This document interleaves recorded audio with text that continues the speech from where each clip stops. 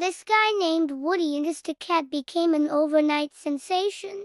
The first cat is very lazy. The second cat is very active. They became an overnight sensation because their owner made a very funny observation about them. When the owner goes to bed at night, the lazy cat follows him to make sure he's okay. But the active cat stays up and waits for the morning to play with her favorite toy, which is a little mouse that squeaks. So every morning the owner wakes up to the sound of the squeaking mouse and the sound of the active cat purring. But one day the owner woke up to this scene. The lazy cat was dead. He was so sad that the cat had died, but he knew that the cat had lived a good life. And to honor the lazy cat, he gave the remaining cat the little mouse toy. And now when he wakes up in the morning, instead of the sound of a squeaking mouse, he now hears the sound of a cat happily purring. And that's why